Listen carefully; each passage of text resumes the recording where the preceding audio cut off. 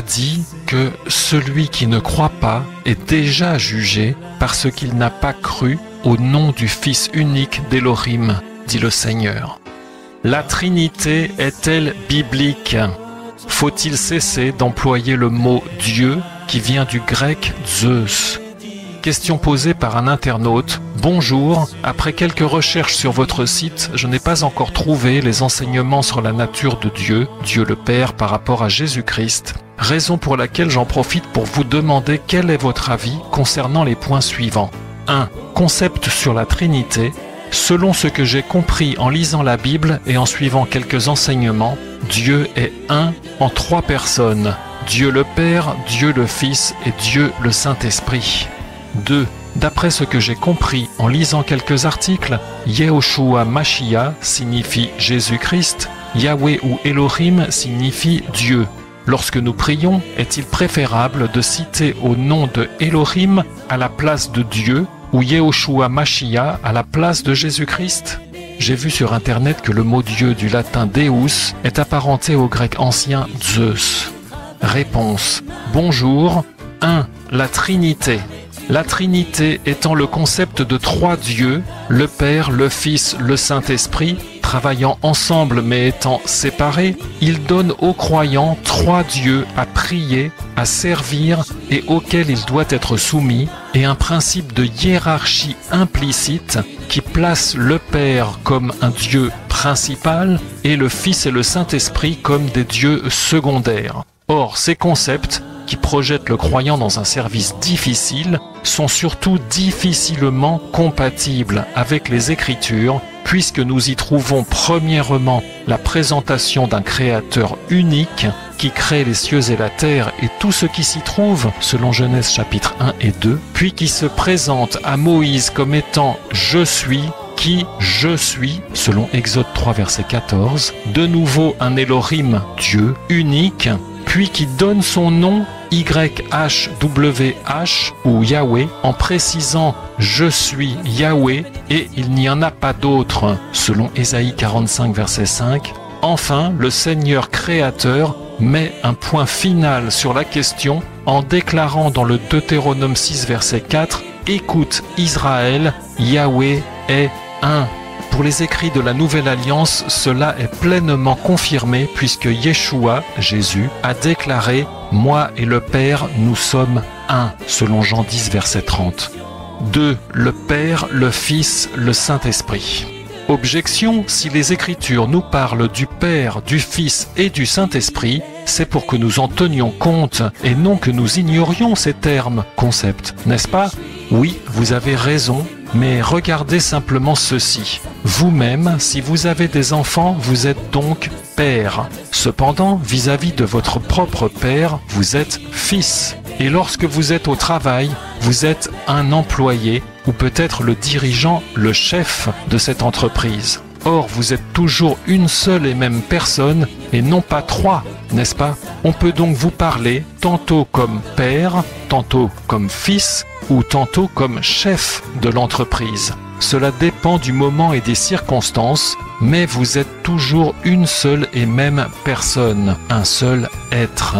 Pour le Seigneur, c'est la même chose. On peut lui parler comme père, puisqu'il est père, ou comme fils, puisqu'il a donné ce modèle par Yehoshua au monde, ou comme Esprit Saint, puisque Elohim est esprit, selon Jean 4, verset 24. Et pourtant, il reste un et indivisible, un seul être. D'accord?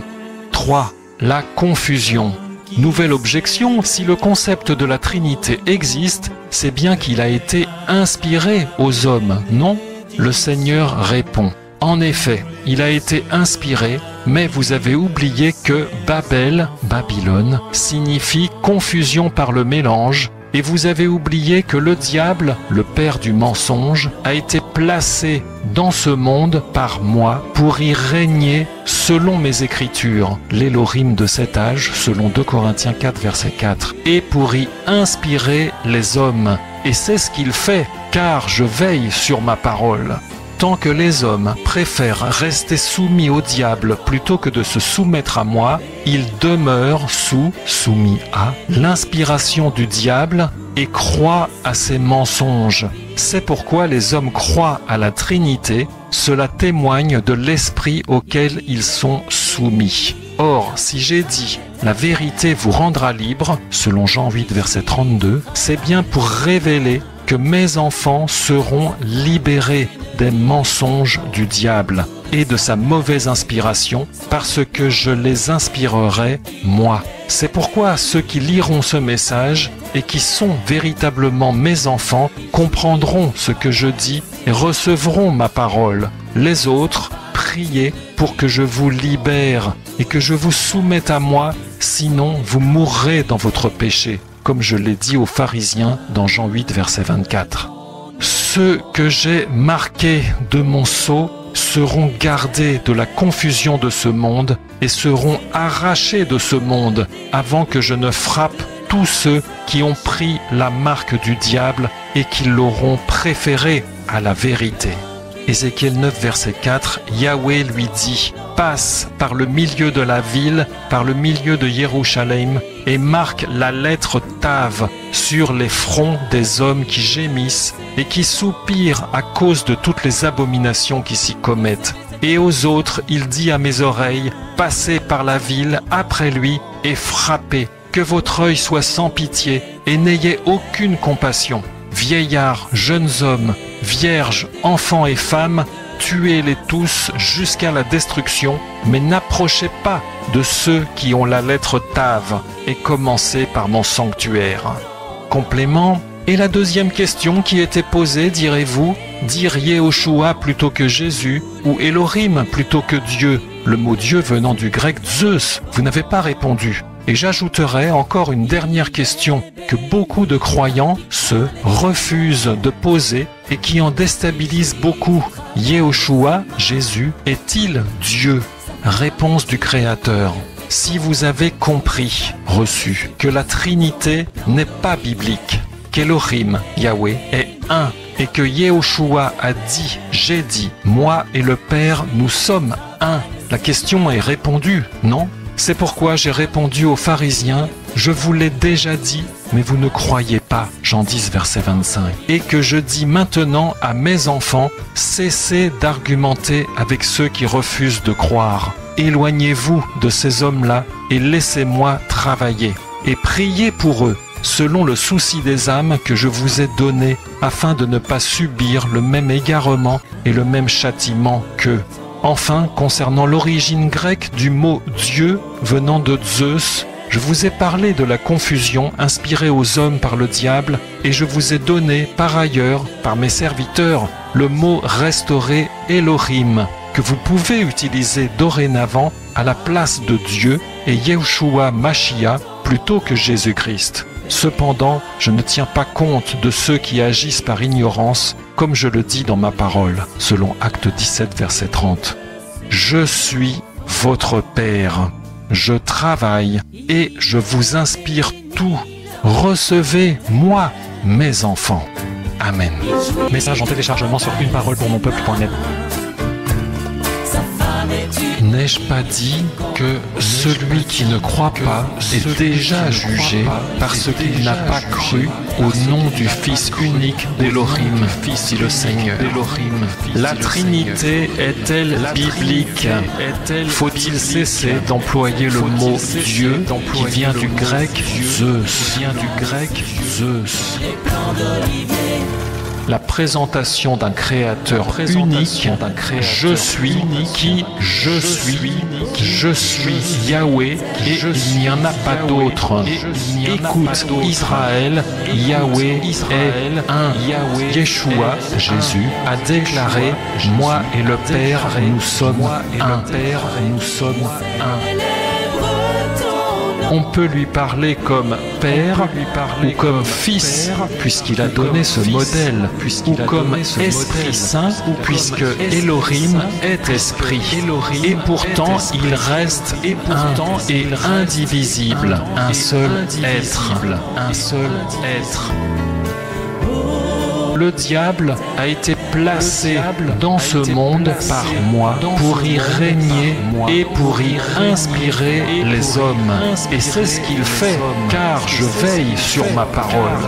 Tant que les hommes préfèrent rester soumis au diable plutôt que de se soumettre à moi, ils demeurent soumis à l'inspiration du diable et croient à ses mensonges.